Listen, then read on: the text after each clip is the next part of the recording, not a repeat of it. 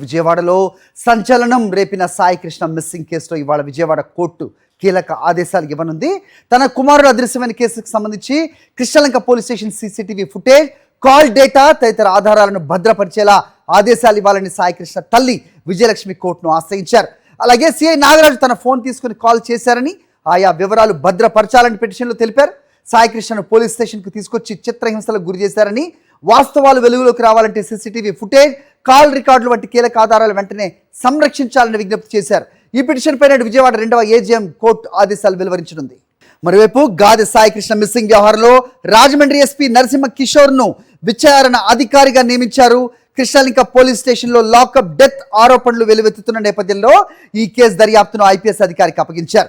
ఈ కేసు వ్యవహారంలో ఇప్పటికే కృష్ణలంక సిఐ నాగరాజుపై సస్పెన్షన్ వేటు పడగా ఆయన స్థానంలో మురళి సిఐగా బాధ్యతలు చేపట్టారు. ఈ నేపథ్యంలో రాజమండ్రి ఎస్పీ నరసింహ కిషోర్ నేడు కృష్ణలంక పోలీస్ స్టేషన్ చేరుకుని కేసుకు సంబంధించిన డీటెయిల్స్ సేకరించనున్నారు.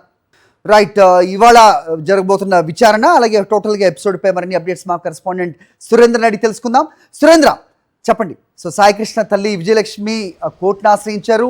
సీసీటీవీ ఫుటేజ్ అలాగే కాల్ డేటా ఇలాంటి కీలక ఆధారాలు సంరక్షించాలని, కానీ డోంట్ యూ థింక్ ఇప్పటికే వాటిని ఏమన్నా, ఎందుకంటే బాడీనే మాయం చేసేసిన పోలీసులు సీసీటీవీ ఏదైతే ఉందో దీంట్లో రికార్డ్స్ని అలాగే ఉంచారు అనుకోవచ్చా?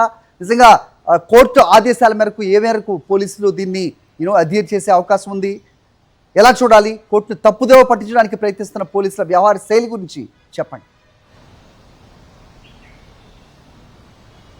హరి, సాయికృష్ణ మిస్సింగ్ కి సంబంధించి తమ కుమారుణ్ణి ఇవ్వాలంటూ సాయికృష్ణ తల్లి విజయలక్ష్మి వేడుకుంటుంది. మే 9వ తారీఖున సాయికృష్ణ తీసుకొచ్చారు. తర్వాత నుంచి కూడా సాయికృష్ణ కనబడకుండా పోయాడు. ఈ నేపథ్యంలో అనేక చోట్ల వెతికాను, కానీ ఎక్కడా దొరకలేదు. పోలీసులు తీసుకెళ్లారంటే చాలా స్పష్టంగా చెప్పారు. తర్వాత మానవ హక్కుల కమిషన్ కూడా ఆశ్రయించారు. మానవ హక్కుల కమిషన్ మార్కాపురం వెళ్లి విచారణ చేసింది.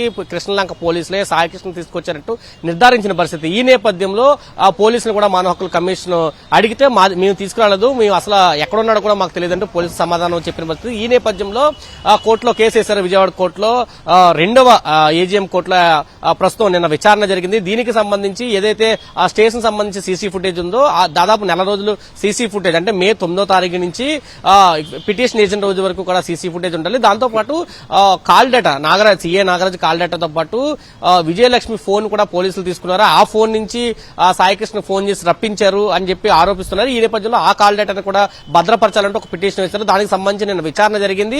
ఆ కేసు సంబంధించి మరికొద్ది సేపట్లోనే ఏజీఎం కోర్టు అయితే ఆదేశాలు ఇవ్వనున్న పరిస్థితి అయితే కనిపిస్తుంది. అయితే ఇప్పటికే అంటే వ్యక్తినే మాయం చేసిన పరిస్థితుల్లో ఆ సీసీటీవీ ఫుటేజ్ గానీ కాల్ డేటా గానీ ఇస్తారా ఒక అనుమానం కూడా కుటుంబ సభ్యులు వ్యక్తం చేస్తున్నారు. ఖచ్చితంగా కోర్టు మాత్రం ఆ విధంగా ఆదేశాలు ఇవ్వాలంటూ కూడా వాళ్ళు కోరుకుంటున్న పరిస్థితి అయితే కనిపిస్తుంది. దాంతో పాటు ప్రభుత్వం కూడా ఈ సాయికృష్ణ కేసుకు సంబంధించి విచారణకి ఒక కమిటీని వేసింది.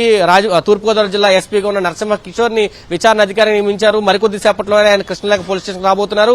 పూర్తి సమాచారాన్ని అయితే సేకరిస్తారంటూ కూడా చెప్తున్న పరిస్థితి కనిపిస్తుంది.